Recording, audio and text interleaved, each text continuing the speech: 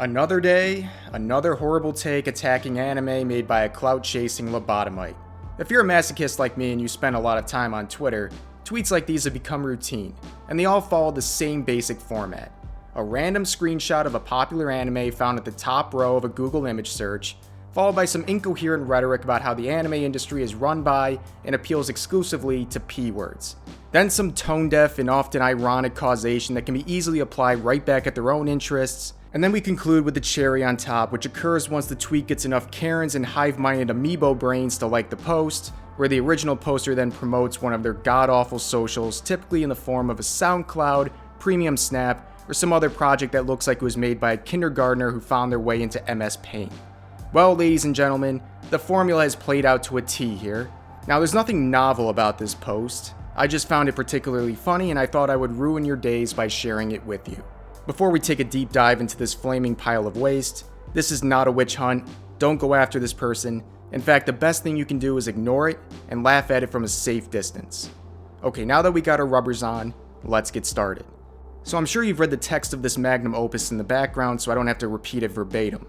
So first, the origin of this post is Tumblr. So you already know it's cancer. But it gets worse, because it's a repost ripped from another Tumblr user, so basically it's a tumor on top of a tumor. So the next verse of this visual diarrhea talks about the principle applying to not just anime, which is great. I blocked the profile picture, but as I've indicated, this person is a furry. So I don't know if this person wants us to apply these same principles to the furry community, or maybe this person is being intentionally ironic and playing 5D chess on us. I don't know, we'll have to continue to find out. Now it appears we've reached the misogyny chapter of this novel, where bad men draw women to be subjugated, blah blah blah blah blah. I bet this person would blow a load in their fursuit once they find out that women have a significant presence amongst anime and hentai artists.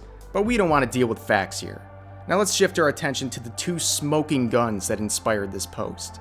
So the point of these images is to say that new anime appeals to the P-words and the old ones didn't. Very original. I think we all understand how dumb that argument is. But what I find so mesmerizing is the choice of character. Rem. Was this person just lazy? Naive to anime? I don't know. But of all the characters, yeah, let's use Rem as the poster child of this message. I don't want to bolster their arguments, but I think we all know that there's a lot worse things out there that would be better suited than this.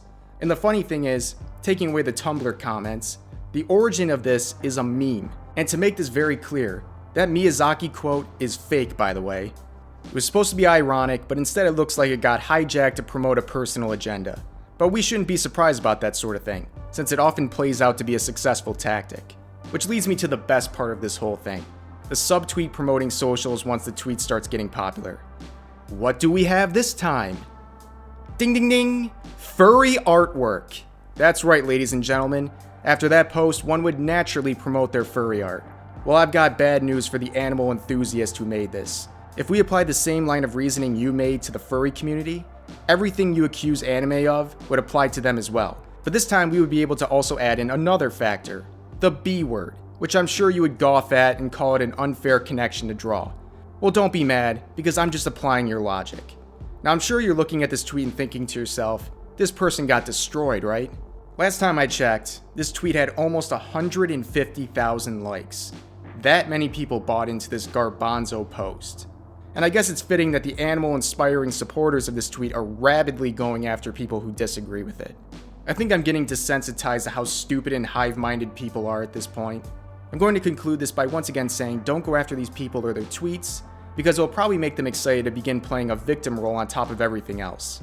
That's about it. I'll see you next time.